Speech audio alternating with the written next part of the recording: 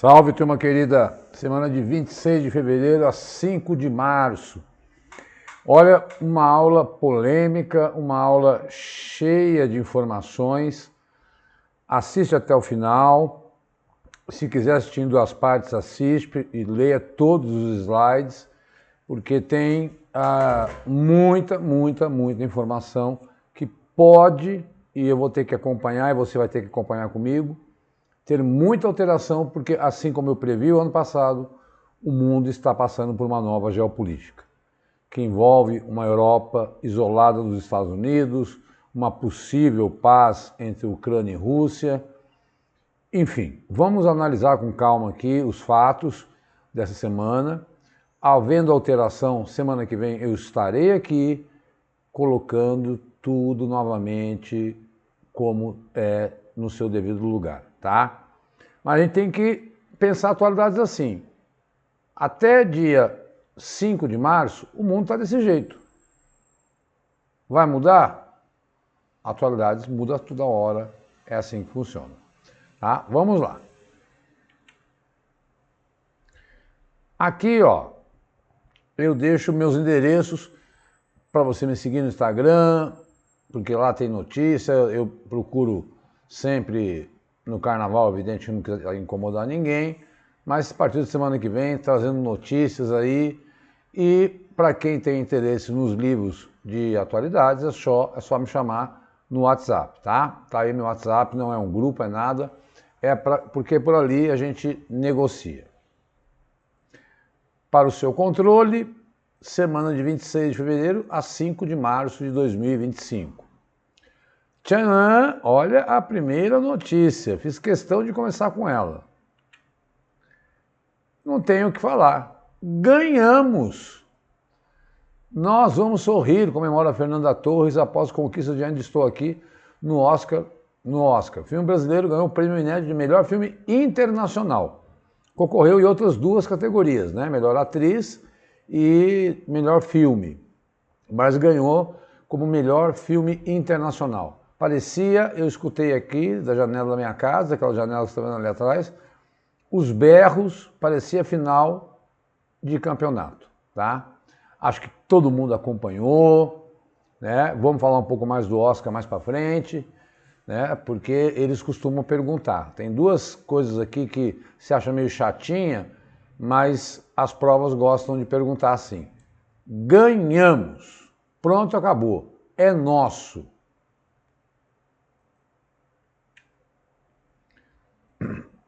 Essa é uma informação política, porque eu sempre digo que os alunos têm que conhecer o nome dos... Eu até comi bola, porque foi na terça-feira, né? Mas, enfim, está sacramentado. Lula vai tirar Nise Andrade do Ministério da Saúde e vai colocar um cargo mais político, que é Alexandre Padilha, que é atual chefe da pasta das relações institucionais. A reforma ministerial já era especulada há semanas, porque, enfim, tentam abraçar indicações do Centrão. O governo vai mal com o Congresso e Nízia era um cargo considerado técnico de excelente trabalho e probidade, todavia não conseguia, aí numa pasta que é muito importante para divulgar o governo, fazer política. Não é do estilo dela, né? Ela é técnica. Ninguém está questionando o valor dela.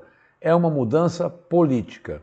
Então, conhecer quem é o presidente do Congresso, quem é o presidente do Senado, quem é o ministro da Educação, Camilo Santana, da Saúde, quando tem reforma ministerial, são alguns cargos muito importantes do Estado brasileiro que, quando você tem um concurso na área da saúde, por exemplo, é importante você estar atento, tá? Então, essa oficialização deve ser dia 10, tá? Então, troca no Ministério. Eu vou andar um pouco mais rápido hoje com as notícias, porque eu estou preocupado com o tempo. Gente, quando nós aí, um momento de exaltação da cultura nacional, olha quantos estados brasileiros gasto de estados brasileiros com cultura não chega a 1% do total em 2024. Foi a UOL que fez esse levantamento, né? Com secretarias, fundações, fundos voltados para a cultura. Não chegou a 1% do total gasto em 2024. O que aconteceu, né? Então, 0,5% dos gastos para a cultura. Piauí e Sergipe foram os únicos que nem disponibilizaram os dados. Estados como e Distrito Federal gastaram, São Paulo, como é que é? Peraí. Estados e Distrito Federal gastaram todos 6 bilhões em fundos, né? São Paulo foi o que mais gastou, porque tem a maior renda, mas é muito pouco para valorizar um país que tem a condição de gerar emprego no turismo e na cultura, e é bom que você tenha esse dado, exatamente para você, inclusive, fazer uma crítica. Olha, se numa eventual redação, numa pergunta dissertativa que envolva cultura, você pode chegar a esse dado. Olha, do orçamento dos estados não chega, eles precisam do governo federal. Gente, Santa Catarina não possui nem Secretaria da Cultura. E tá aí, ó, a cultura levando o nome do Brasil, levando mais de 5 milhões de pessoas ao cinema, levantando e gerando muito emprego. Isso é a prova que você colocar dinheiro na cultura traz resultado para a economia. Ponto final. E tudo bem, tem educação, tem saúde, ok. Mas vamos pensar em parcerias, vamos pensar em realocar de coisas que a gente às vezes percebe que, enfim, é ponte ligando nada a lugar nenhum. Pelo amor de Deus, né? Se dobrar esse orçamento, você vai ver o que gera de emprego e riqueza e divulgação do nosso país e da nossa tão rica cultura.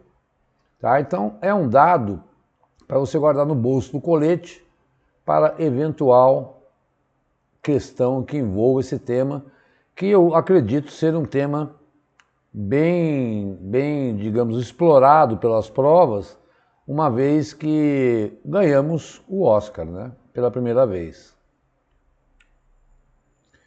Para contar um pouco da história, aqui, acho que todo mundo teve essa curiosidade, porque, na verdade, a história é a história da Eunice Paiva, a mulher do Marcelo Rubens Paiva, mãe do Marcelo Rubens Paiva, que escreveu o livro Ainda Estou Aqui, e esposa de Rubens Paiva, né? Então, quem que foi acusado de matá-lo? Os militares Zé Antônio Nogueira Belhan, Rubens Paim Sampaio, acusados Raimundo Ronaldo Campos, Jurandir e Jaci Osterdoff, nas dependências do DOI-CODE no Rio de Janeiro. No próximo domingo, a cerimônia Estou Aqui e tal, o longa foi inspirado no livro do Marcelo Rubens Paiva e tal. Na última segunda-feira, dia 24, o caso ganhou a ganhar destaque quando militantes do coletivo Levante da Juventude protestaram em frente à Casa do General reformado, que já está na reserva, senhorzinho, o Zé Nogueira Belhan, no sul do Rio de Janeiro. Paiva foi preso por agentes em janeiro de 71, só para vocês saberem da história, no bairro da Tijuca. Na ocasião, prenderam a mulher e uma das filhas dele. Acredita-se que ele tenha feito tudo para, inclusive, morrer, para que não matassem as filhas. Essa é uma possível leitura. O reconhecimento oficial da morte só ocorreu depois da Comissão Nacional da Verdade em 2012. O processo está no Supremo, tá? Mas, mesmo com as investigações, os acusados seguem sem condenação.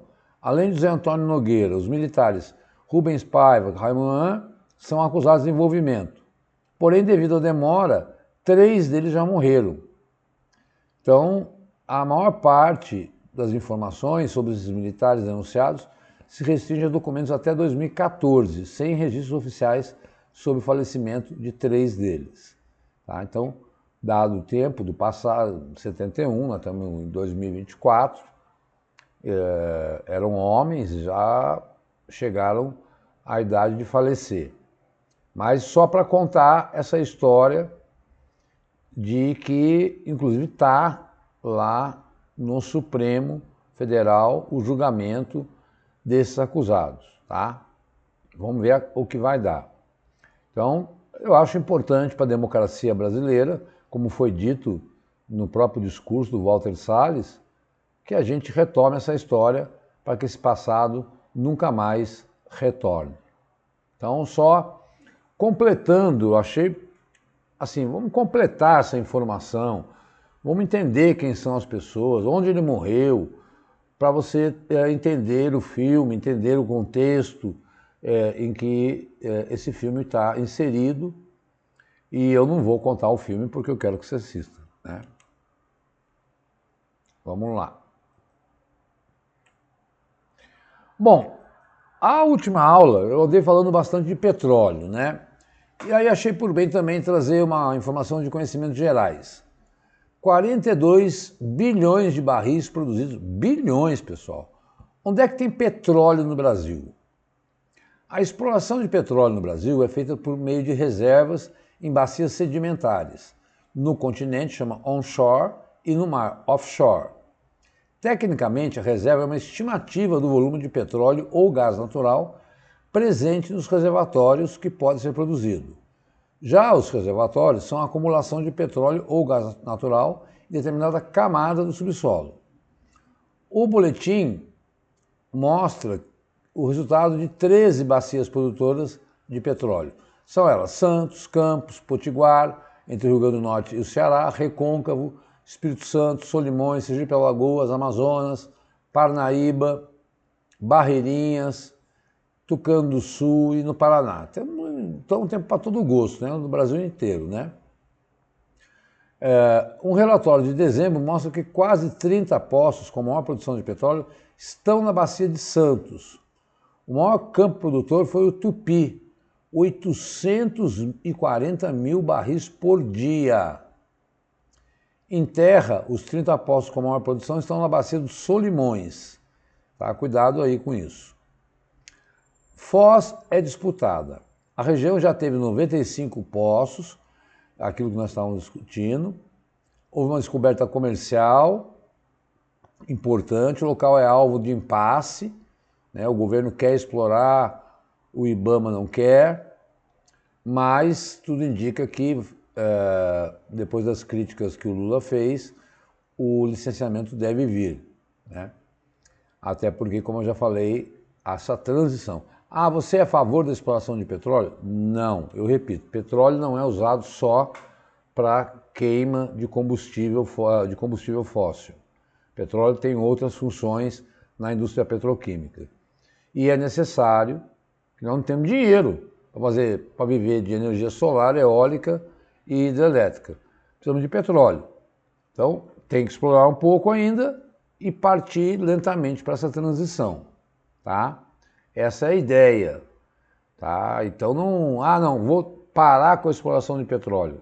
Alto lá, camarada. Alto lá, porque o país precisa crescer, né? Então, temos que relativizar essa ideia. Óbvio que eu sou a favor de toda e qualquer energia limpa, mas acho que tudo ao seu tempo, com a devida prudência. Como eu estou falando de petróleo, achei por bem trazer essa informação que o Porto de Santos é o maior.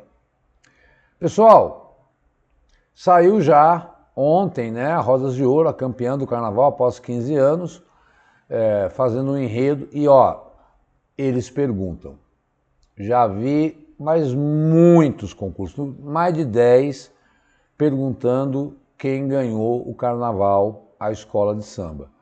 E aí, Beija-Flor, acabei de colocar, ganhou em homenagem a Laíla, né? Que foi marcado pela despedida de Neguinho da Beija-Flor. Então guardem o nome das campeãs aí dos Carnaval de São Paulo rosas de ouro e beija-flor. É aquele tipo de informação que eu falo, é decoreba, que nem trocou ministro, presidente do Congresso, presidente do Senado, tá? E eles perguntam mesmo, tá? Então tá aí o slide com essas informações importantes. Importante para concurso, né? Muito bem. Bom, terminou no último sábado a primeira fase do cessar-fogo. Estão negociando a segunda fase, mas Israel já aceitou aí uma proposta de cessar-fogo temporário no período do Ramadã e da Páscoa judaica, que são festas religiosas, né? Então, em 2025, o Ramadã acontece entre 28 de fevereiro até 30 de março, são 29 dias, já a Páscoa do dia 12 ao dia 20 de abril.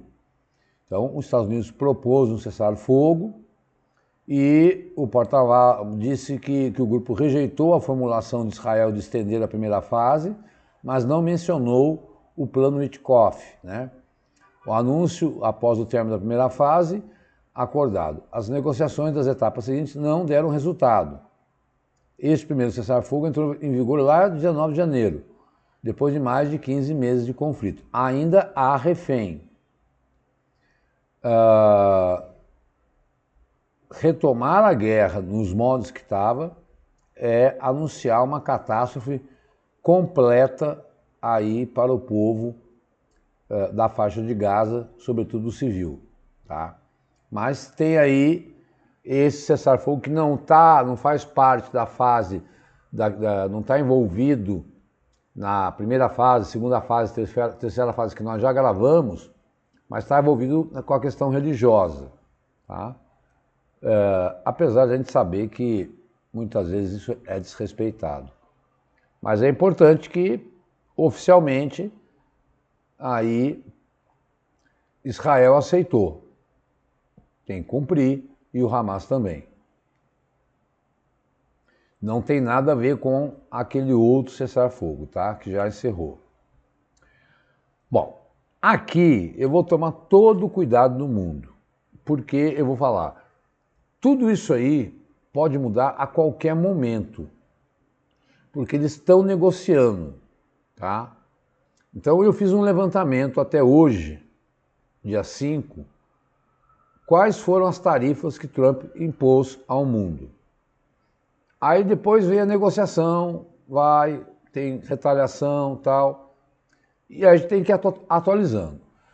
A verdade é que Trump está partindo por uma ideia de isolacionismo, contrário ao multilateralismo, que é a globalização, e nesse sentido a Europa tendo que repensar, Rússia tendo que repensar, Ucrânia tendo que repensar, os BRICS, que tem a reunião no Brasil, também tendo que se posicionar. Não pode, como foi dito aí por um líder, um país querer comandar o mundo e ditar todas as regras do mundo. Trump está sendo muito mais ativo nesse mandato. Vamos ver o que ele já fez. 4 de fevereiro, Trump anunciou que iria impor, 3 dias depois, tarifa de 25% sobre os produtos do Canadá e do México e 10% sobre os produtos chineses. Aí, no dia 4 de março, Trump afirmou que as tarifas vão entrar em vigor segundo o cronograma previsto. Também anunciou que os Estados Unidos vão aumentar sobre produtos chineses no mesmo dia, 4 de março, né? Portanto, ontem. No dia 12 de março, o Trump assinou, né, que vai ser a semana que vem, a tarifa sobre aço e alumínio que atinge o Brasil. Então, isso foi o que foi dito por ele. Trump tem que ser pensado de várias formas. Cuidado quando você olhar uma notícia sobre Trump. Por isso que eu coloco os dados oficiais. E se tem alteração, eu trago a alteração aqui, porque a atualidade é assim. Existe o discurso de Trump para os seus correligionários internos que votaram nele e que são, digamos, fascinados por ele. Existe o discurso de Trump para o mundo e existe aquilo que Trump faz. Portanto, é muito... Desculpa. É muito perigoso a gente, ao analisar uma questão e o Trump, não ter esses fatos concretos que eu estou colocando aí, tá? E tendo mudança, porque isso afeta a economia. Será que ele vai conseguir sustentar isso internamente? Por exemplo, Canadá e México produzem metade dos carros que são consumidos nos Estados Unidos. Como fica? Perguntas que eu faço. A China, nessa história, que é a segunda economia do mundo, impor tarifa sobre a China significa melhorar o comércio brasileiro? Como fica o Brasil, que é um grande exportador de aço e alumínio para os Estados Unidos? Essas medidas estão anunciadas. Se tem alguma prova que você está fazendo por agora, tal, é isso que você tem. Vai mudar? Eu acredito que sim, porque eles estão à mesa de negociação conversando. Mas eu tenho que gravar para você até o que está acontecendo agora, né? Aí na aula dos 5 a 12 teve mudança, eu venho aqui e pronto, faço a alteração. Olha, lembra que eu tinha dito que era isso? Negociou com o México e modificou. Ele, por exemplo, ele tinha dito que já ia ser antes. Deu um mês de trégua para o México. Vamos ver se ele tem capacidade de negociar e como é que fica isso. Porque também não é bom para a economia americana, né? Se isolar do mundo. Gera inflação para produtos que os americanos não têm. Se vão ficar mais caro, porque vão ter tarifas de importação, se custa 10, 100 vai custar 125 para o americano. E aí é inflação, e aí a popularidade dele pode cair. Mas vamos fazendo assim, eu acho que é o melhor, é o método que eu achei mais didático, viu, pessoal? E porque é uma situação muito delicada que o mundo está vivendo e, enfim, é preciso ter cautela, né? E aí por etapas. Por isso as aulas são gravadas semanais. E aqui é até agora o que nós temos. Gente, o Zelensky foi conversar com o Trump. Trump levanta a voz com o Zelensky, ouviu um bate-boca, chama de desrespeitoso com os Estados Unidos. Está jogando com a Terceira Guerra Mundial. Numa reunião que foi transmitida ao vivo diante da imprensa, Trump pressionou Zelensky a aceitar um acordo para encerrar a guerra. Acordo entre Estados Unidos e Ucrânia não foi assinado, porque os americanos querem comprar metais raros da Ucrânia. O Zelensky saiu, foi-se embora, foi para a Europa pedir ajuda, né? Os Estados Unidos cortaram toda e qualquer ajuda à Ucrânia, desde as informações de satélite, para dizer quando é que a Rússia vai atacar, até a ajuda militar. Babado da diplomacia. Todo mundo falou, olha, não se tem um bate-boca público assim, né? O que se tem é conhecimento na história. Numa cena rara, né? Um acordo não foi assinado, ele saiu da Casa Branca sem transmitido ao vivo, né? Depois, os Estados Unidos eram aliados de primeira hora da Ucrânia durante o governo Biden, mudou completamente, não está mais ajudando. O que o Trump quer é recuperar o dinheiro pegando os metais raros, principalmente nióbio, lítio e tal, mas não saiu esse acordo. Mas esse acordo também pode vir a ser assinado. O bate-boca começou nos 10 dos 45 minutos finais, em que os dois presidentes se encontravam no Salão Oval. Zelensky se mostrou desconfiado quanto ao compromisso de Putin de encerrar a guerra. Ele chamou Putin de assassino. O vice-americano J.J. Vance disse, senhor presidente, com todo respeito, acho desrespeitoso de sua parte vir ao Salão Oval e tentar debater isso diante da mídia americana. Aí, o que o Trump falou. Quando Zelensky tentou responder, o Trump levantou a voz. Você está apostando com a vida de milhões de pessoas, está apostando com a Terceira Guerra Mundial, está apostando com a Terceira Guerra Mundial. É o que você está fazendo. É muito desrespeitoso com esse país. Um país que te apoiou muito, muito mais, é um puxão de orelha. Muito mais do que muitos disseram que deveriam, afirmou o Trump. Seu povo é muito corajoso, mas ou vocês fazem um acordo ou estamos fora. E se estivermos fora, vocês terão que lutar sozinhos. E está fora, até agora, quando eu estou gravando. Né? Bom, e aí? Zelensky saiu da Casa Branca, foi até para o Reino Unido, que declarou apoio. Gente, para quem viu a cena, né, o Trump metendo o dedo na cara do Zelensky, falando, você tem que acabar com a guerra, porque ele quer... o Zelensky até está falando, eu também até acho que a guerra está caminhando para o seu fim, né? Mas a Europa tem medo de uma Rússia. Olha que loucura, porque Trump tem conversado muito com Putin. Então, são relações. Trump agora não é mais amigo, os Estados Unidos não é mais amigo da Ucrânia, passa a ser amigo da Rússia. Europa passa a ter que bancar mais a Ucrânia. No entanto, Zelensky quer acordo com os Estados Unidos e quer acabar com a guerra, mas não quer perder 20% do seu território. Europa se armando mais. Gente, é um bafafá que a gente vai ter que ir acompanhando e colocando aqui as informações para vocês. É o que a gente chama de geopolítica internacional, a disputa de forças que vão se acomodar uma hora.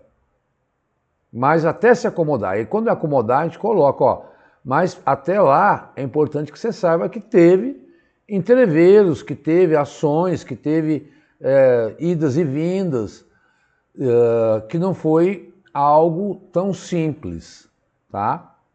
Que teve etapas, que teve desgastes, que teve acordos, que teve rupturas, tá? E isso que eu quero mostrar em atualidades, sem me posicionar em lado nenhum, apenas narrando o que está acontecendo, porque é uma mudança da postura da política norte-americana. E se os Estados Unidos mudam, muda tudo no mundo, tá? Como você vai ver nas próximas notícias. Lá, Trump assina nesse nacionalismo, nessa coisa ferrenha dele, de se isolar, mais um decreto. Inglês se torna idioma oficial nos Estados Unidos. Medida vai rescindir uma exigência federal de que agências e outras entidades federais fornecessem assistência linguística a pessoas que não falam inglês. Então tinha lá uma lei, se você não fala inglês, chegasse numa agência internacional, alguém poderia, principalmente o espanhol, né? Agora, não mais, né? Os Estados Unidos nunca tiveram um idioma oficial para o país, mas alguns estados escolhem a sua língua. Trump é um republicano que é contra a imigração ilegal, uma marca dos seus 2 mandatos na Casa Branca, e incentiva o uso do inglês na vida pública.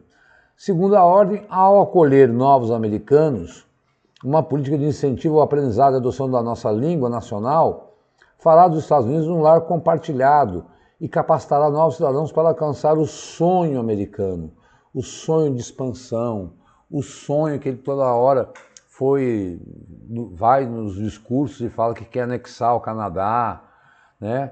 O sonho expansionista, imperialista. Esta é a definição. E aí, gente, isso me lembra, infelizmente, o nazismo, né? Desse nacionalismo exacerbado e com esses decretos. E realmente eu desconhecia que os Estados Unidos não tinham uma língua oficial. Mas eu sei que nos países, quando você vai pedir uma ajuda, é um estrangeiro, um asilado e tal, há acordos internacionais que o Estado tem que tentar ajudar a pessoa a compreender o idioma. baixou decreto dizendo, não, agora a língua oficial e eu quero cultivar a cultura americana. Ele quer mostrar os Estados Unidos como potência hegemônica, ele quer mostrar os Estados Unidos como o dono do mundo, né? Há 32 estados nos Estados Unidos que adotaram o inglês como língua oficial, de acordo com o Pro-English. Agora é todo o país, tá? Eu estou mostrando essas informações não porque eu pensar, isso aí vai virar uma questão de prova. É para você entender o conjunto da obra do pensamento do American First do Trump nesse segundo mandato. E o que será que pode vir por aí nessa política que pode afetar o mundo, levar o mundo a uma recessão, levar o próprio Estados Unidos a um problema, levar a Europa, que já não está tão bem, pode acabar terminando com a guerra e o Putin sagrando-se vencedor e a Ucrânia perdendo territórios, né? É para a gente ficar pensando nessas coisas e trazendo as informações aqui para vocês. Parece complicado? Parece, eu sei, mas é complicado para mim também, porque eu não sei o que vai acontecer depois. Então, eu quero colocá-los diante do espectro que o mundo está vivendo. Porque quando você entende, ó, é esse o espectro, essa é a geopolítica, e é isso que está acontecendo no mundo, os fatos, quando vão caindo, vão ficando mais fáceis de você entender. Então, como eu falei, essas aulas de fevereiro e março, de começo de ano, com essa mudança da política americana, elas estão dando um tom para a gente. E agora os fatos, quando começam a chegar, a gente começa a entender. Eu sabia e era esperado. Quando entra um democrata de um jeito, o mundo, quando entra um republicano, é outro. Não poderia ser diferente. Bom, outra informação. Quem ganhou o Oscar de melhor filme? A Nora, tá? Venceu melhor filme, melhor atriz e outras 3 categorias. Sean Baker se tornou pela primeira vez a primeira pessoa a ganhar 4 estatuetas pela mesma produção, tá?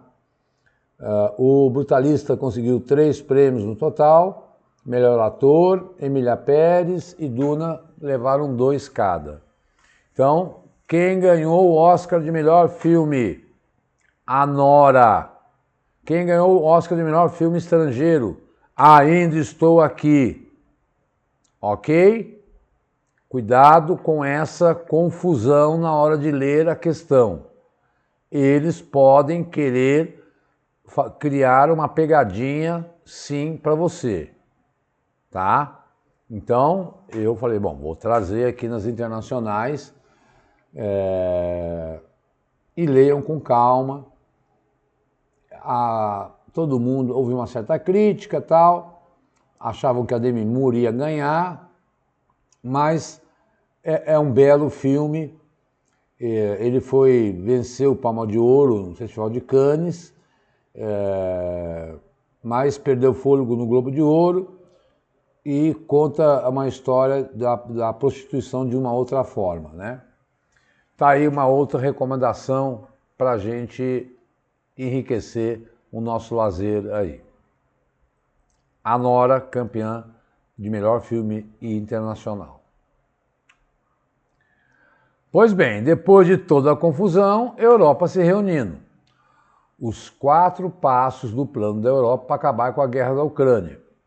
O primeiro-ministro do Reino Unido, Keir Starmer, revelou um plano de 4 passos para garantir a paz na Ucrânia.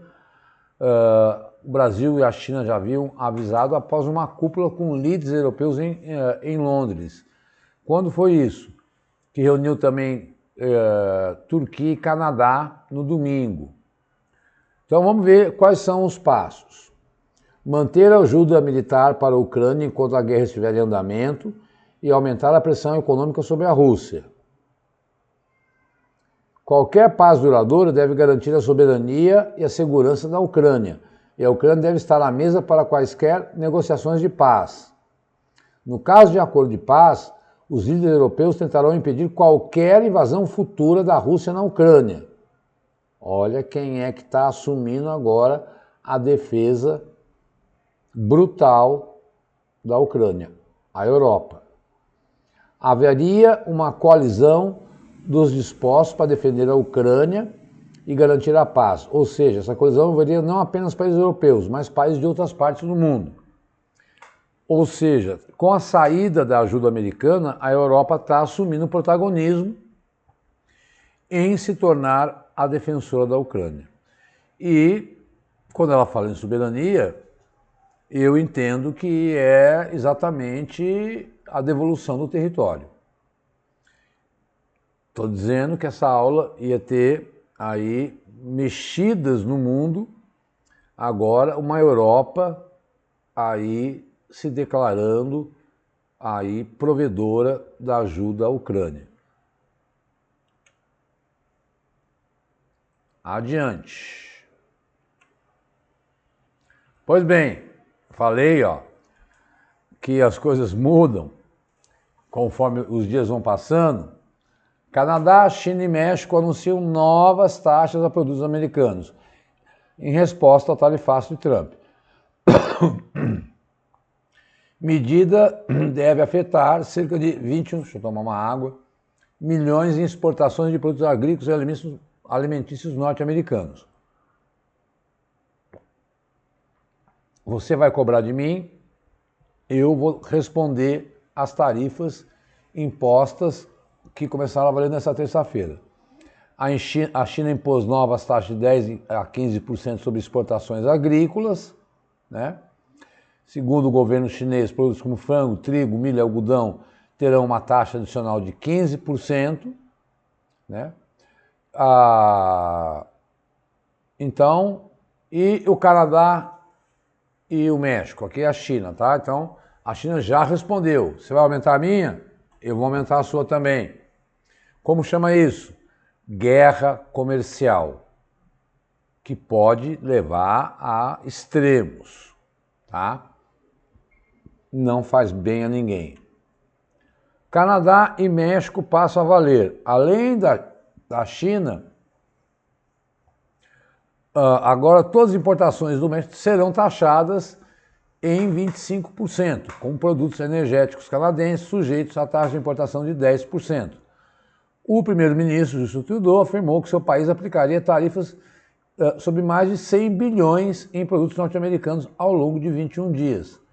Já a presidente do México, ela tem uma capacidade de negociar mais. Eu quero aguardar aí para ver o que vai acontecer. Então, está valendo de um lado, está valendo do outro. Isso pode mudar, posso chegar aqui no dia 12 e falar, olha, renegociaram, diminuíram, né? E isso levou a temores de inflação mais alta, de uma guerra comercial devastadora. A leitura é que Trump tem demonstrado disposição para contrariar os avisos dos economistas tradicionais e colocar a sua própria aprovação em jogo, acreditando que as tarifas podem consertar o que aflige o país. Bom, o Trump tinha concordado em suspender por 30 dias, mas anunciou que vai voltar e eles reagiram. Está aí, pessoal, a resposta. Trump anunciou, eles anunciaram também. Pode ter, e eu vou estar tomando todo cuidado para analisar, olha, houve uma negociação, Trump voltou atrás, Canadá voltou atrás, México voltou atrás. Porque essa briga comercial é um jogo. É um jogo, né? Quando começa a bater no bolso, a coisa complica. Pessoal, desculpa, mas eu tenho que trazer as notícias, né? Pronto, tá aí, ó. União Europeia prepara plano de 800 bilhões de euros para a defesa própria e Ucrânia após os Estados Unidos pausarem a ajuda. Também na reunião. Sabe quanto isso dá? 4 trilhões, quase 5 trilhões Aí, como é que eles vão fazer isso? A ideia é o seguinte, a Ursula von der Leyen disse que a primeira tarefa é afrouxar as restrições fiscais que impõem aos gastos orçamentários para permitir que os estados aumentem seus gastos com defesa nacional. Portanto, se os Estados-membros aumentassem seus gastos com defesa em 1,5% do PIB, isso poderia criar um espaço fiscal de 683 bilhões de dólares. Então, qual é a ideia? A ideia é que os países aumentem os seus gastos do PIB, do orçamento, com forças militares, para se defender e defender a Ucrânia. Ao mesmo tempo, eles apresentam um programa de negociação de paz. Então veja, estão dando paralelos, uma tentativa de negociar a paz e uma tentativa de manter a Ucrânia forte. É confuso? É confuso, mas é o mundo. Todo mundo quer a paz, sobretudo porque é dinheiro que se gasta com arma e não se gasta com mudança climática. Tira-se vida e não se melhora a qualidade de um planeta que está indo para o espaço. Espaço não, já, ele está no espaço, mas está acabando com essas mudanças climáticas, né? Então, esse é o jogo. Europa, agora, meio que isolada em relação aos Estados Unidos e assumindo a responsabilidade sobre a Ucrânia. Como? Aumentando os seus gastos militares. Se houve essa reunião do chefe de Estado do bloco, quando deu uma lida com calma sobre isso, né? Disse que precisam passar para mais de 3% o mais rápido possível. Aí eles gastam em média 1,5%, 2% do PIB e teriam que gastar 3% do seu PIB do orçamento com armamentos. Para se defender, o temor é que a Rússia, que se invadiu a Ucrânia, possa invadir aí também a Europa. Moçada, países aprovam um plano alternativo ao de Trump para a reconstrução de Gaza. Plano de 53 bilhões inclui retorno de autoridade palestina para comandar o território. Por que é alternativo ao Trump? Porque o Trump quer anexar a faixa de Gaza, já contei para vocês. E os países árabes, reunidos no Egito, falam, não, nós vamos reconstruir Gaza aí com 53 bilhões de dólares, 310 bilhões, porque eles também não querem receber palestinos em seus países. Então, está aí um plano para reconstrução aprovado pelos árabes. A Primeira Guerra precisa acabar, porque como é que você vai reconstruir se Israel está atacando? Tem um plano. Hamas precisa concordar.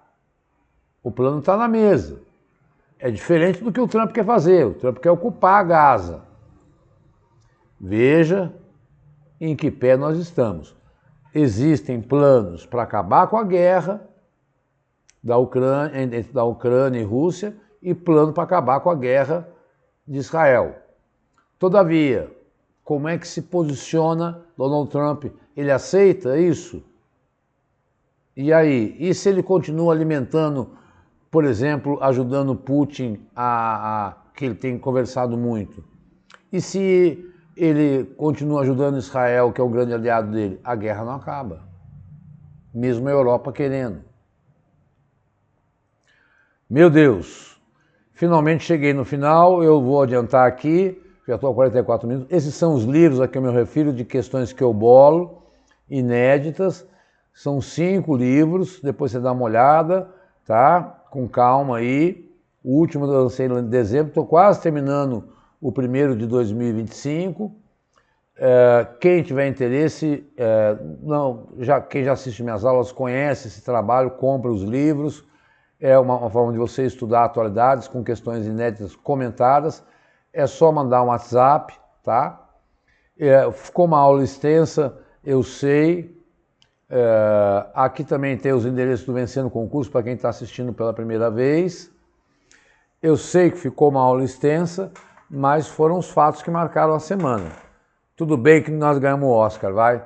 Então, esse mundo maluco aí que o Trump está colocando, a gente pelo menos comemora o carnaval aqui e comemora o Oscar e toca o barco para frente.